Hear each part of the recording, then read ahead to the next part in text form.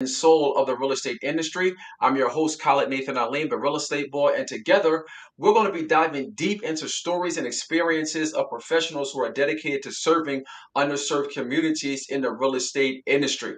So, whether you're a real estate professional, a home buyer, or simply interested in the real estate industry, this podcast is for you. So, join us as we dive into the world of real estate with soul. So, today I have my esteemed colleague, Carlo Batts. Carlo is an appraiser, and we're going to talk today about appraisals. This is something this is a hot topic in the news today. Every time you turn around, you got a headline saying appraisals are super low for blacks, but not for whites. So I wanted to get a qualified appraiser on the show so we can talk this out. Welcome to the podcast, Carlo. Hey, good morning. Carlo Batts, MAI, Principal of Rittenhouse Appraisals. I've been appraising real estate in the Delaware Valley for about 20 years now. I've been running and been the principal of Rittenhouse Appraisals for about 12 years. I'm a designated appraiser, which is the highest designation in the appraisal industry through the Appraisal Institute. Qualified, I'm a certified general licensed appraiser in Pennsylvania, New Jersey, and Delaware. Qualified to appraise all types of real estate throughout the Delaware Valley and experienced in appraising multiple property types and multiple valuation scenarios. Awesome. That's exactly why I brought you on the program. So now, Carlo, a lot of people, when a lot of first-time home buyers, when I'm speaking with them, they get confused between an appraiser, Mm-hmm. appraisal, and I'll mess this up 20 billion times during this course, but they'll get confused between an appraisal and an inspection, a home inspection. Why don't you clarify for them the difference between those two? Okay. An appraisal is a qualified opinion of value for a piece of real estate uh, that is usually ordered by the property owner, the purchaser, or the lender who is about to put a mortgage on a property. The value is based upon the qualities and the potential of the real estate. An inspection is a person who goes out. An inspection and an inspection report is based upon someone that looks through all of the property, the built property, and look at to see the condition and the quality of the improvements to see if there's anything there that could be compromised or just not in the best interest of the purchaser prior to them acquiring the real estate. The inspector does not develop an opinion of value, but rather they develop an opinion on the condition and quality of the components within a property. Now, sometimes the items that are discovered by the inspector could have an effect on the value of the property, depending how significant they are. But they're night and day different. I appreciate that, man. Now, just from doing my research, you're like a unicorn because there's not a lot of black appraisers out there. I think the last time I looked, it was like 2% or 3%, something minuscule like that. So, can you tell us your background and kind of what led up to you choosing this path of becoming an appraiser? Okay, well, long and short, I have a degree in real estate, urban planning from Virginia Commonwealth University. I'm probably one of the few people you'll come across that actually have a degree in real estate, and that's across all real estate fields.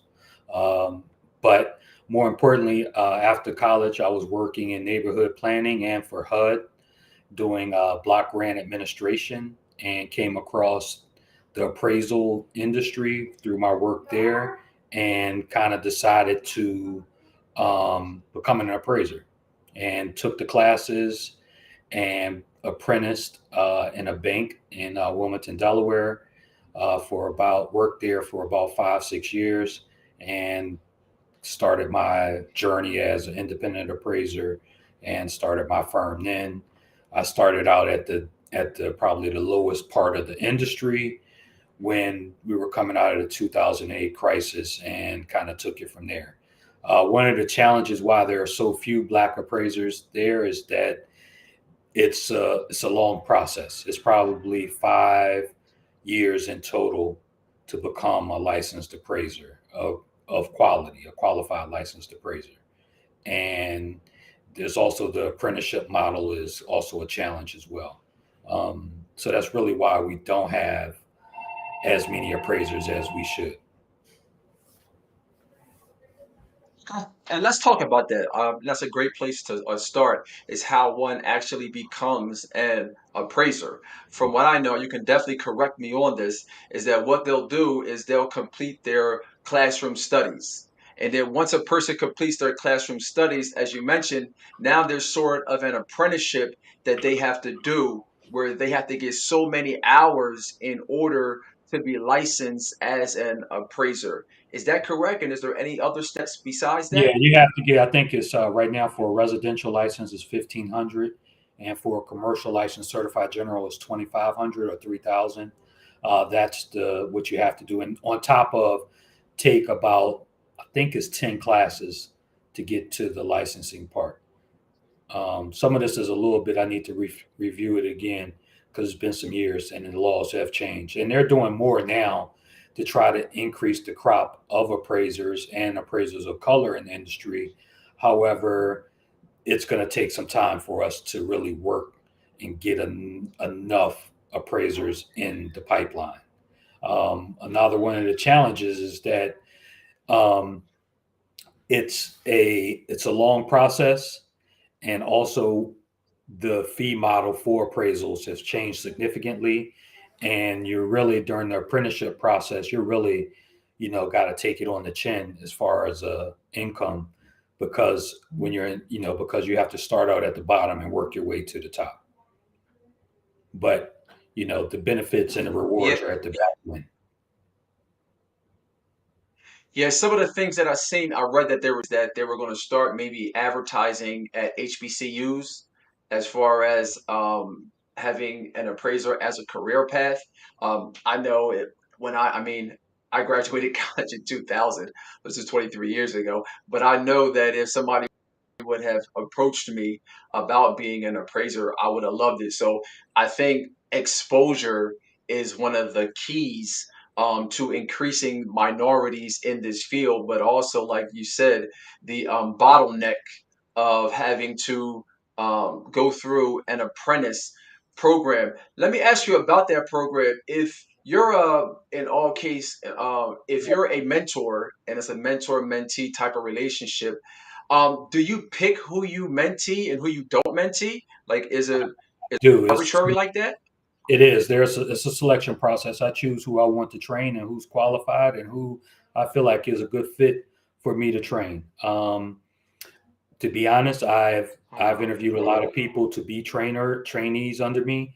Some of them I've turned away because you have to be committed, and I just this is not a fly by night process, and I'm trying to develop someone of a quality appraisals, quality appraiser.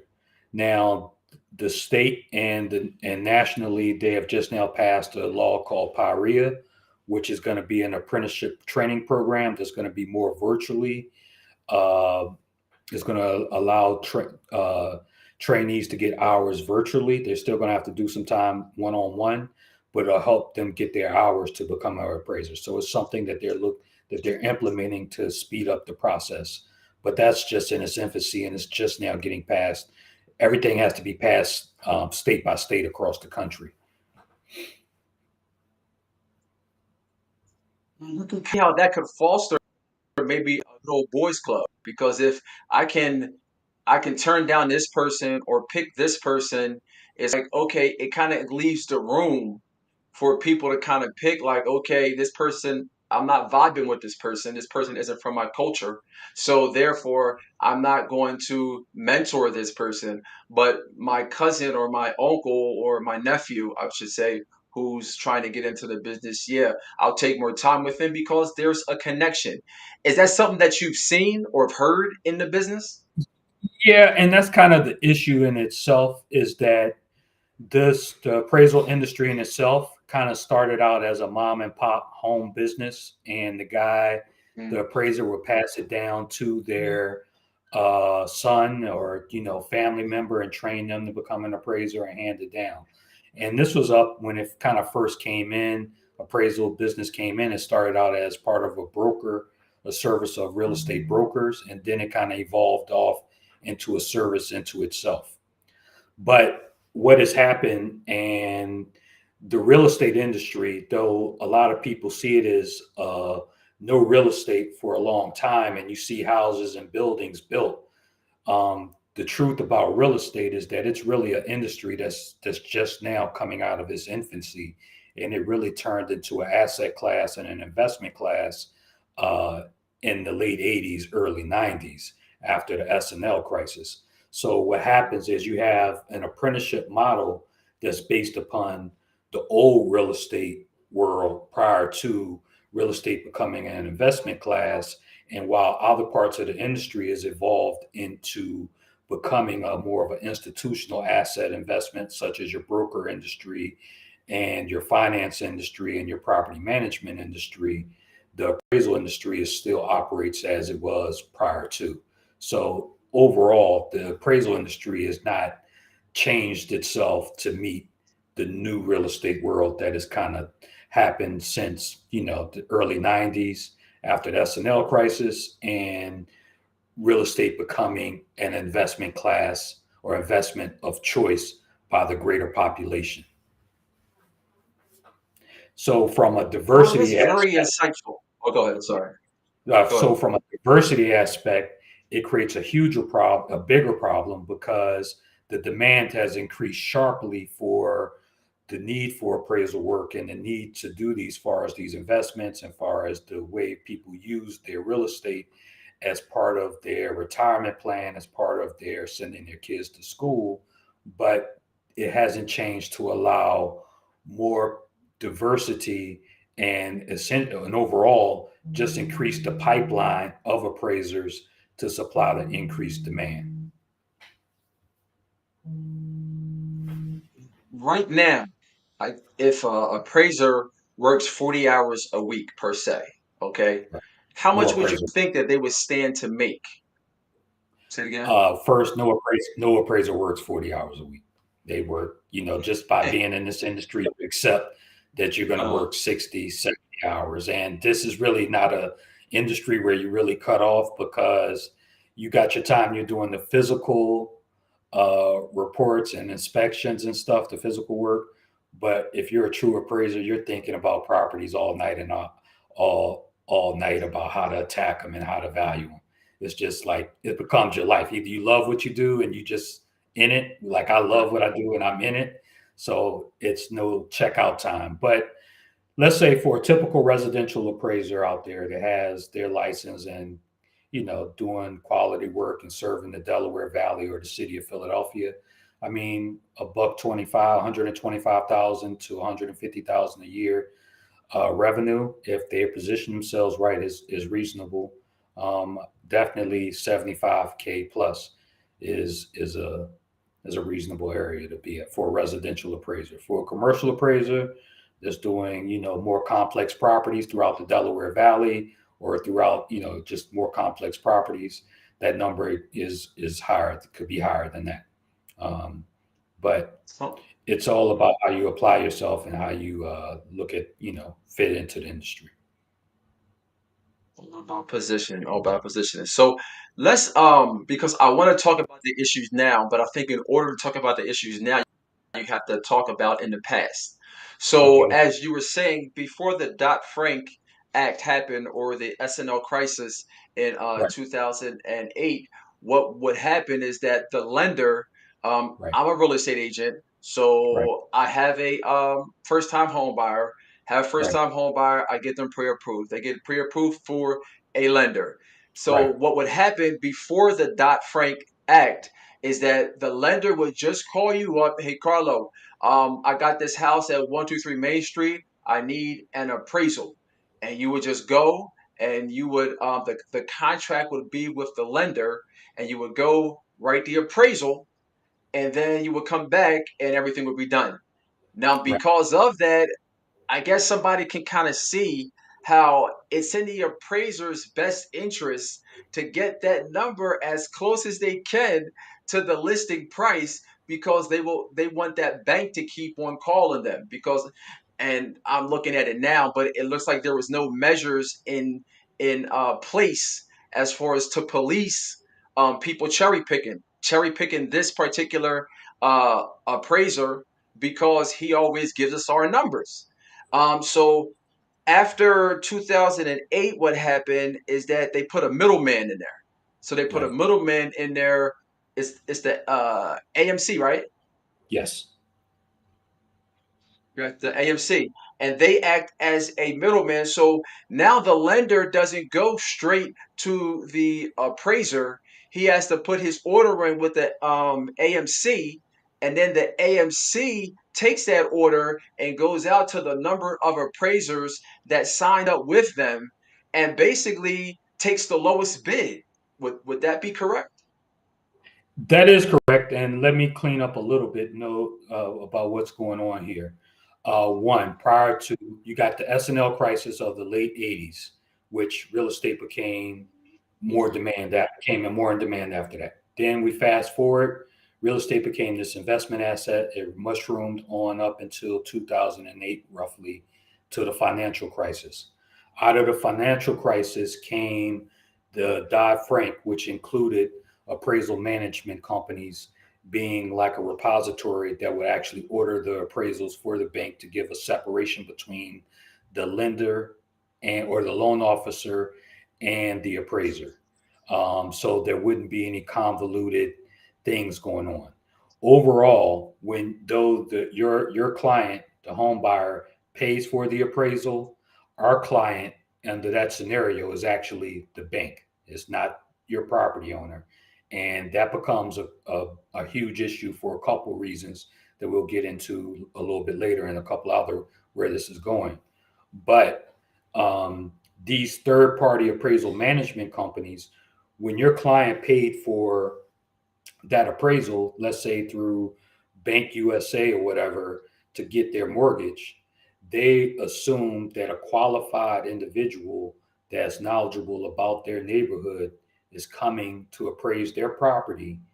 And regardless of this AMC or whoever they use to do the ordering, they assume that's what's going to happen. However, that's not the case.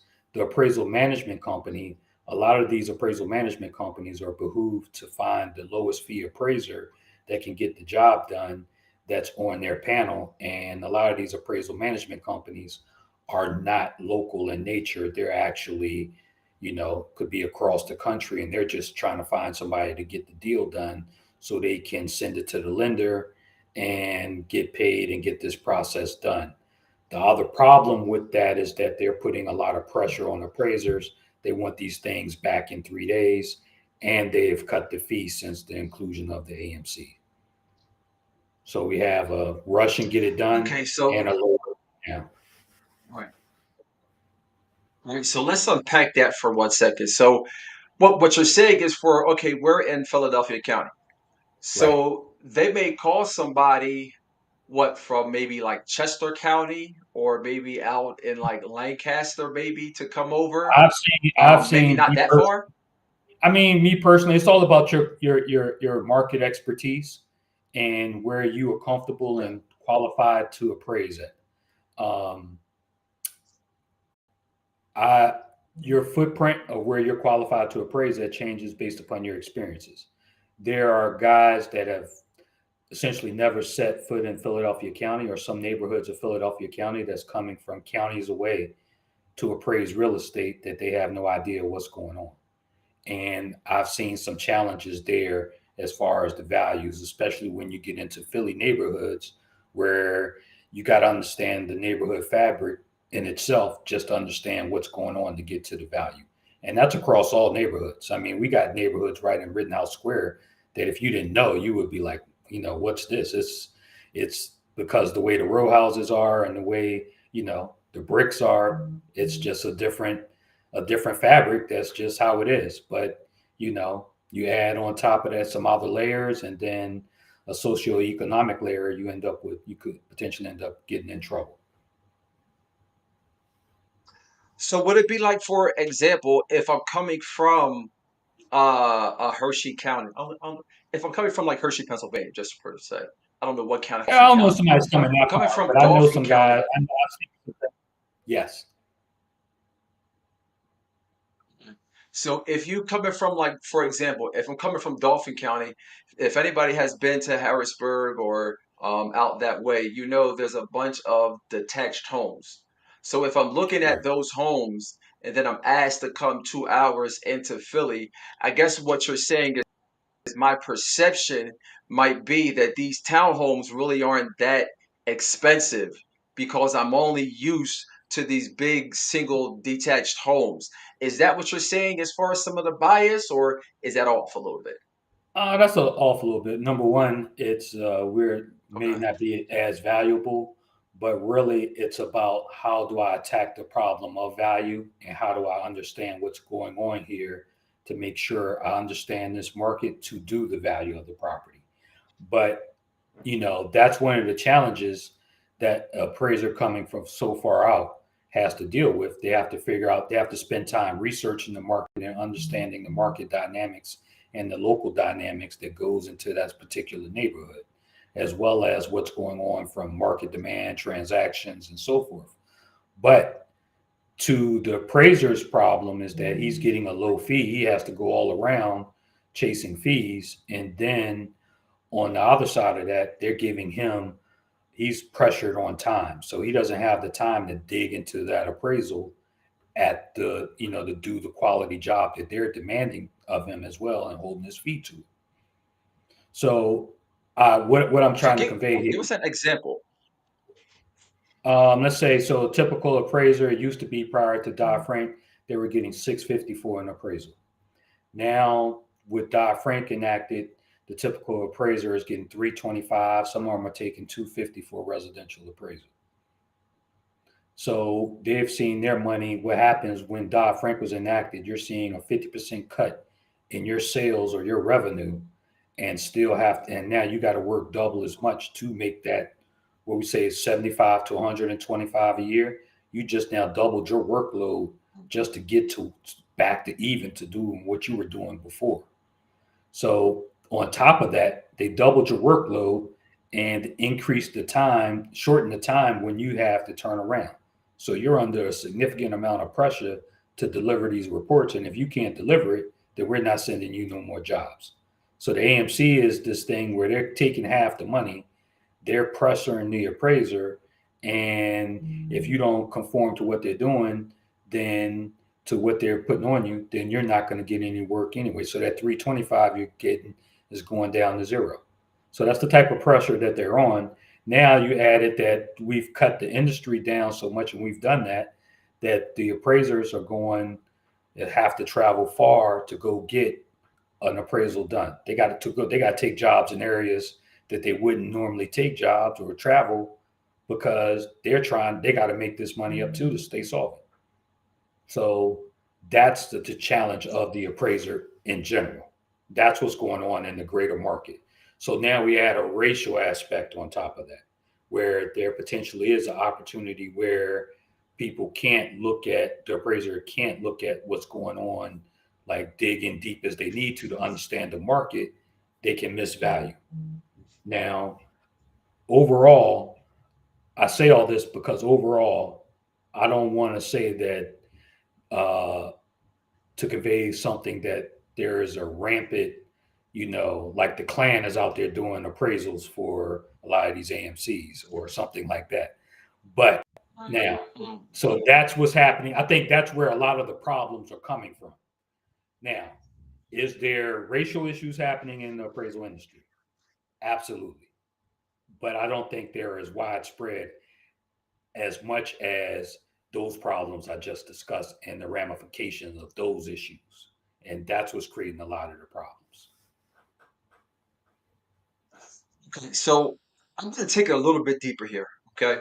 Okay. So what I'm trying to figure out is, please give me an example of this, as far as how would it make sense that if an appraiser, because this is the narrative that they're painting, and with me Mhm. being in the industry and being a real estate agent, sometimes I think this stuff is just clickbait sometimes. But I Uh-huh. want to know from an appraiser, how would it be that based on an appraiser going out to a home, it's a black home, Right, so there's black pictures on there, it right, gets one number, right, but then they call another appraiser out to there and right, they have their white neighbor right, home sit for them. right. And now the home is worth $150,000 more. How exactly would that take place? Same home, same Okay. area. All right. So again, I don't want to say that there is not something racial going on within the industry in itself. Now, when you under that scenario, Mhm. what you presented, you need to know one, the qualifications of appraiser one that came in to do that appraisal and what he looked at as far as the value and what comps did he use and did he select. Two, you need to look at the qualifications and the skillfulness of appraiser two and how he picked his comps and what it's based on. Now, just because the value is different or lower doesn't mean it's the wrong value. It's just not the value that you wanted to get the deal done, you know. But there is also, I can't say that there's not issues and circumstances where I've seen appraisals myself where the appraiser just got it wrong and he did stuff that was totally wrong. And going back and seeing the two appraisers come back and the guy got the value right. I mean, this one lady's house was right across from a park and the guy just totally selected comps that was totally off. So I can't say it doesn't happen, but you know, I don't know what, I can't speak to the why it was there or the why it happened like that because Mhm. I don't know that guy. I don't know. I would like to believe that it was because of the pressure on him, or a lot of it is because of the pressure on him, and not just because he wanted to see this person get a lower value. Because at the end of the day, if you do appraisal What like would you that, do if you were selling your home? If you were selling your home, oh, oh, go ahead. I'm not, not, Uh-huh. not only am I an appraiser, but I'm also a victim of appraiser bias as well in my life. So I get it. Oh, wow. Okay. Yeah, and What would you do if you're I selling got your the, I got home? If you're selling your home, what would you do as far as, would you take all the pictures down and have one of your white buddies host, or would you just I let it don't. roll? I would like to think that our industry is not like that because I have Okay. the appraisers that I know. Now I'm a qualified Okay. designated appraiser, and I hang around other qualified designated appraisers that do residential and commercial real estate. I don't believe that any of them are doing this. What I think we have is that there are guys out there that have barely gotten their license and received their classes through a low quality and don't know how to attack the problem. And the issues with value is really based upon their skillfulness and understanding how to do the research to arrive at a value. Um, so from a property, at the end of the day, it's about getting deals done and making sure that the deals happen. I would say the main thing a property owner can do is make sure your house is sale ready. And that's making sure that you remove you remove the clutter from your home. You make sure that the appraiser can see everything clearly. That you may have to, get a storage, take some stuff to storage or whatever. But make sure that your house you can see everything and everything's presentable and you've cured items of deferred maintenance as much as you can because those are the items that should affect value, not your race, you know.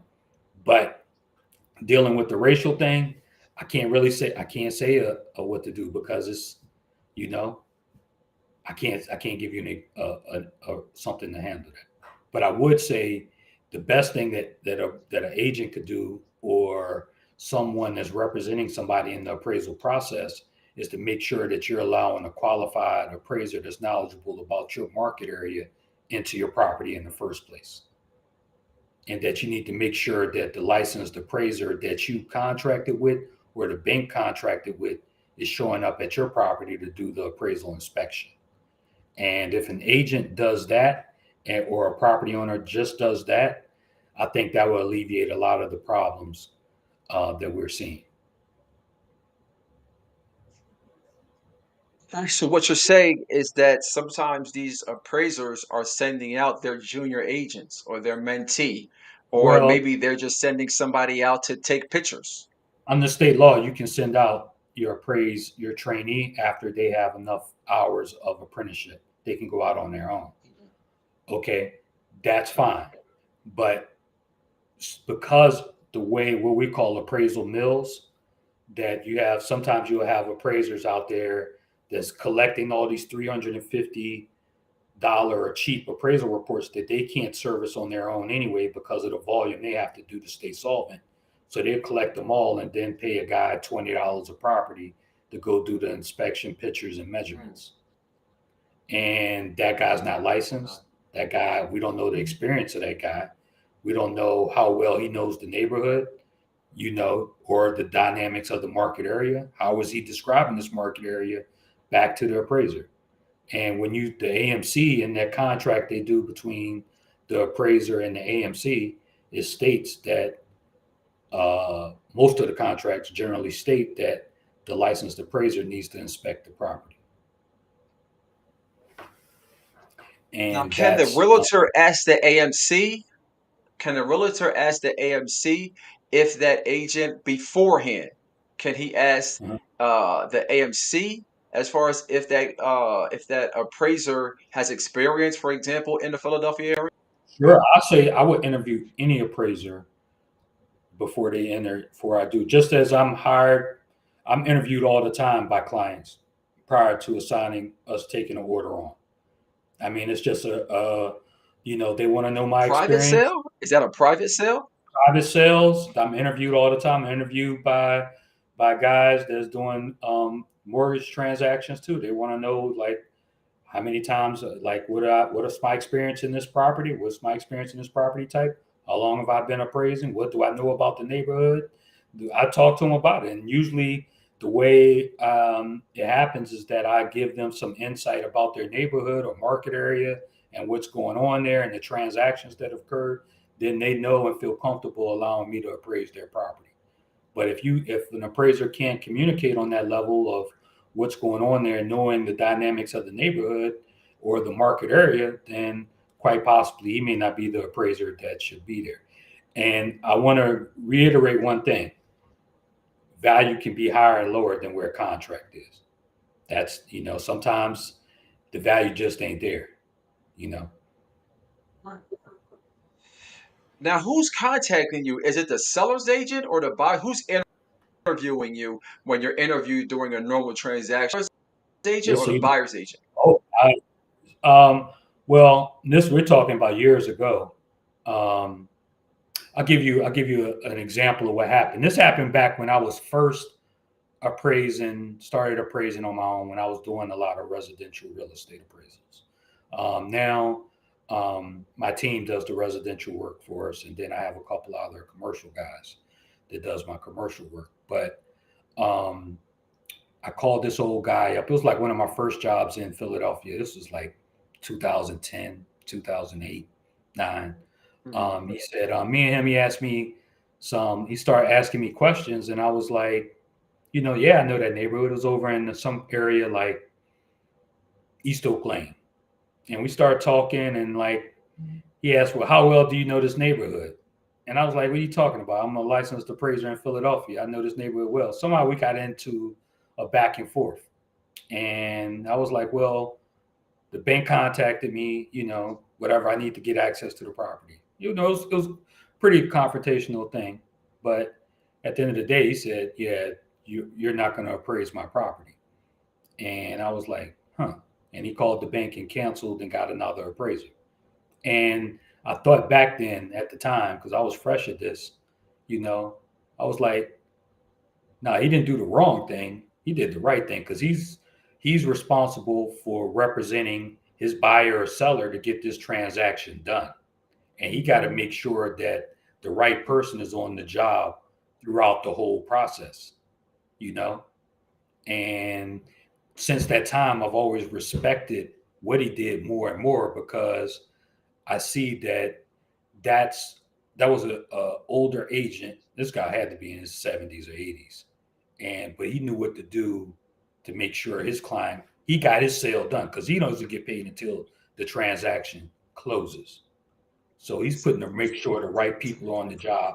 And the reason why agents don't get paid until the transaction closes is because they're paid for running a quality process from beginning to end.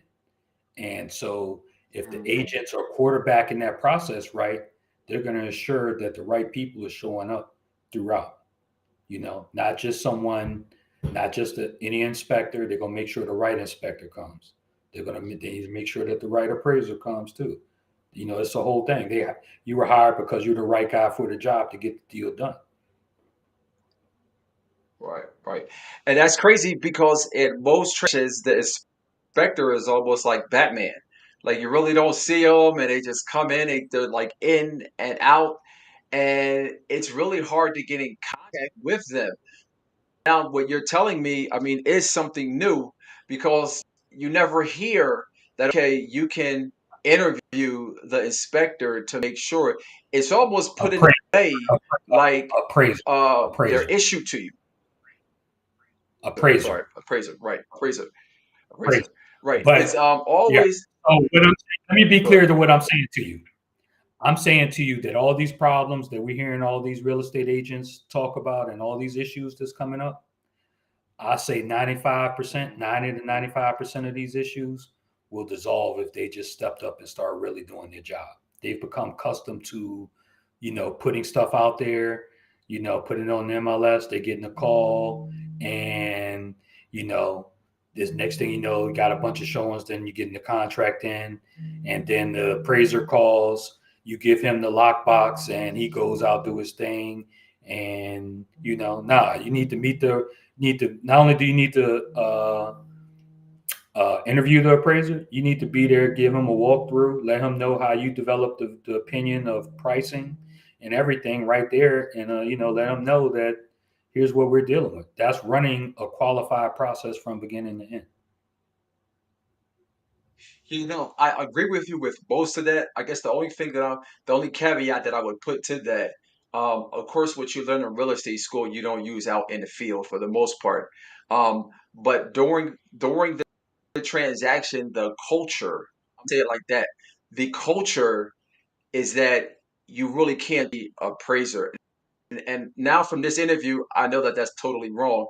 And when I first started, I used to go out and meet the appraiser and walk him through and give him comps, everything that you're saying.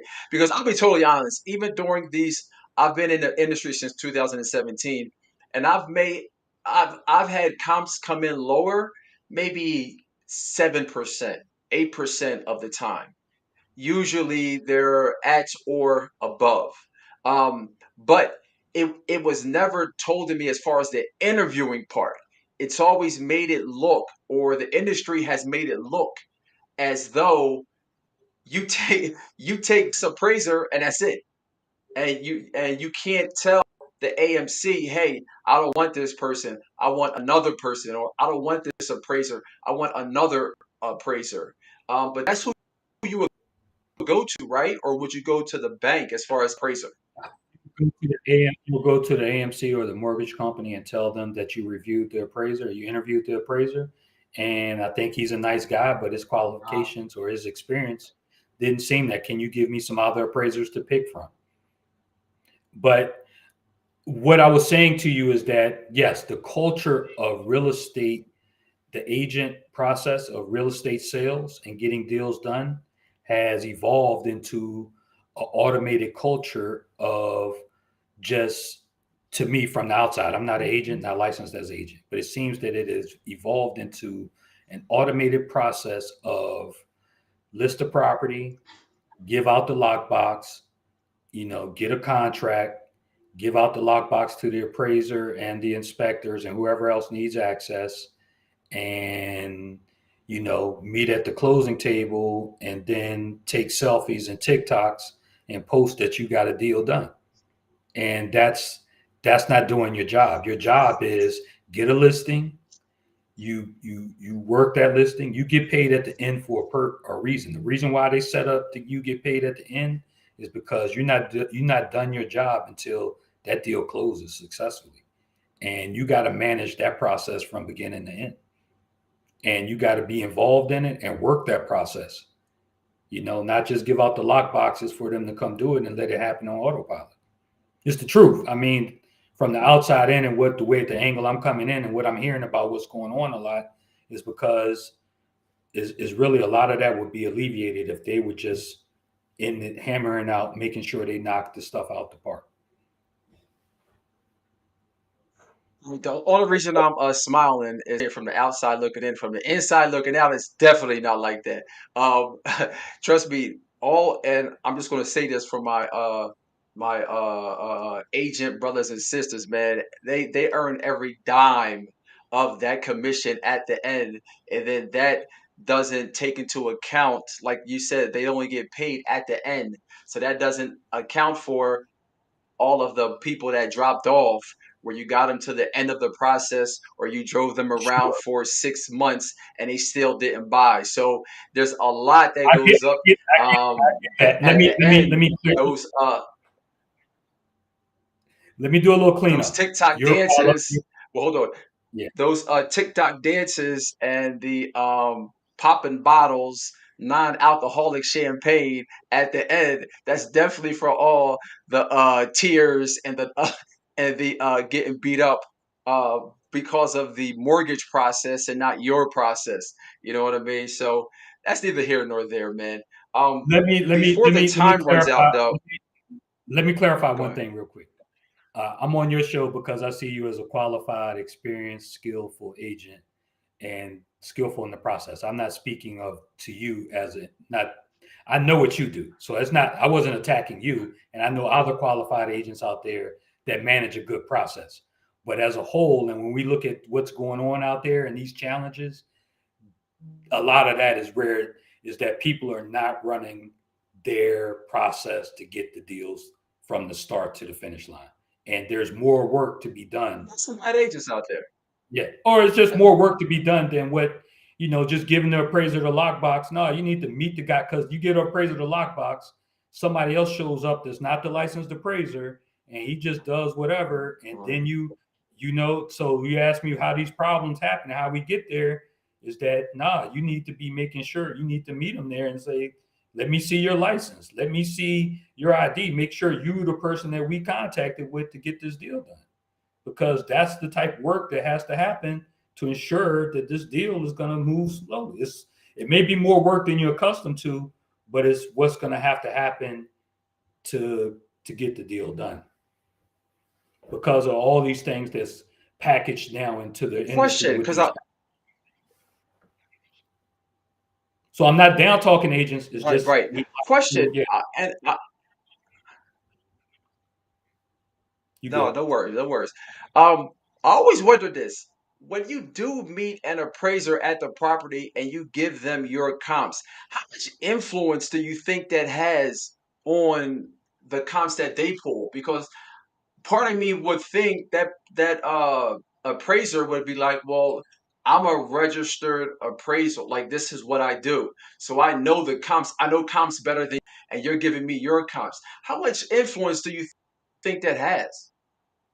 I've had a lot of times brokers and agents have provided comps with us to us. And sometimes I even ask them to send me your comps that you selected to develop your pricing, Mm. so I can just see what your thinking is in your pricing model to get to where you are. If it's comps that meet the criteria and is really relevant, then a lot of times they'll end up in the appraisal report themselves. So I think that is something that's Oh, nice. definitely should be done. And like when you're developing your pricing, go ahead and set your comps aside and like even take some notes to why you used it. You know, I think that's helpful. You know, I think that's a good thing to support the appraiser, because there are things out there, transactions, Bright MLS and the MLS. You can search a couple different ways, and probably by the fourth or fifth time, you could find a new comp that you didn't see all the other ways you searched. And so it's you should do that. What about an email? What if I emailed the comps? Would that be okay too, or you'd be like, I'm not. Sure, but that's also that's so not only are you meeting the appraiser there for something, you're actually showing that you are an agent, a skillful agent, and you have the here's how we do Mm, it, here's how I do it, here's the comps. You talking to them about the property and how you developed it, developing rapport and relationships with them, not just seeing it as a person that's just coming from wherever. And because gotcha. there's such a finite appraisers in Philadelphia region, um, there's Mhm. the qualified appraisers that you're going to meet that are in Philly. You're going to see them a lot, and then you're going to build a reputation between one another, and so they know if something is coming in low, that they're going to discuss it with you even more, and then call you and say, "Hey, I'm having some challenges here. Like, kind of give me some insight as to how you price this out, because maybe it's something I'm missing." Yeah, relationships. All right, I'm going to close it with this question. Okay. Um, Okay. how much discrepancy does an appraiser have? If you could put a percentage on it, how much personal or subjective discrepancy does an appraiser have? Meaning that if they're doing an appraisal for a house, and the house, for example, in this example is 200,000, and they get like from their comps, they're getting 295. So so they're only $5,000 off, or maybe they're $1,000 off. That's what I'm trying to kind of gather. How much discrepancy do they have as far as to Okay. close the gap in between their opinion and what the price is? All right. Let me clean up a couple things real quick. One, we don't appraise to a contract. We appraise the value of the property, Hmm. which the contract may Gotcha. or may not be equivalent to that value. So that's one point of clarity. The value is the value. The contract is something that was negotiated between two people. Um, but if you generally get an appraisal in and it's $5,000 short from contract, that tells me generally from my experience, um, that probably it was probably more like 20 grand off, and he's done everything he could do to get that value as close as he can to the contract, but couldn't push it anymore. And so then you may even have some comps that are a little questionable, but he threw them in there just trying to get it up. And the way the rules are, there is some leeway, and then there's not some leeway when they do this stuff.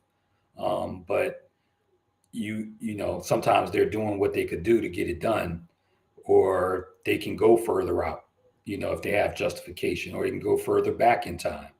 And I think that one of the things that could assist in pricing a property is also for an agent to understand the guidelines of mortgage appraisal and what their guidelines is for FHA, so you'll know what the comp restrictions are.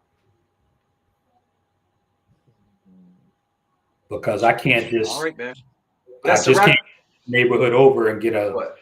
because you think your value is 500,000 and the values in your neighborhood is 300,000. I just can't go over to the other neighborhood and get a $500,000 comp when there's sales to support $300,000 in that neighborhood. Okay. Because I had a situation like that one time. I'll tell you this real fast. I had a triplex, and the triplex was Mm-hmm. in Alany, and Mm-hmm. the number was higher than the comps, or the number was a lot higher than the comps in the area. So what the appraiser said is that he went out of area in order to get the comps because he had been working with that lender for like 20 years. But this is what he said that he had to do in order to get the comps for that triplex, which I always thought was kind of, you know what I mean? Almost felt like if the relationship wasn't there, then we wouldn't have gotten the comps. But because he had been working with that lender for 20 years, according to him, he was able to breach the guidelines and go outside the area and get the comps. Well, I'm gonna give you a couple points. One, you got private money and you got public money. Private money, they can do. It's just an investor that's mortgaging real estate. They set their own standards because it's their money. Public money, banks, mortgage companies, and stuff, they have to adhere to certain guidelines and stipulations. But also, you're saying one thing that I do want to convey here is that a single family home, that's a 1 unit property. A triplex is actually a 3 unit property. So if you got $100,000 single family home, that's $100,000 unit. So if you got a triplex and you're selling it for $300,000, or it's sold for the value of $300,000, that's $100,000 per unit. Multifamily real estate sales based upon the value of the income stream per unit, not and can't be analyzed like a single family home. So that the comparable selection will have to be different, or you got to go further out to find those comps. Gotcha, gotcha. All right, guys, that's a wrap, man. Carlo, let them know where they can find you at, bro. www.rhappraisals.com, Rittenhouse Appraisals. You can find me on LinkedIn, everywhere. Usually, we serve the Delaware Valley. We do all types of real estate, commercial, multifamily, development, industrial, residential. We cover the gamut of experienced in the Philadelphia market. Gotcha. And for all my viewers, stop calling me and asking me for a minority appraiser. Okay. Carlos Ones will definitely contact him. All of his information will be in the description. So if you need an appraiser for your investment property, or you're looking to sell your home, but you want to know what that value is before putting it on a market, give Carlo and his team a call, man. This is Colin Nathan Alim, the real estate board. If you're looking to buy a home, sell a home, or invest in real estate.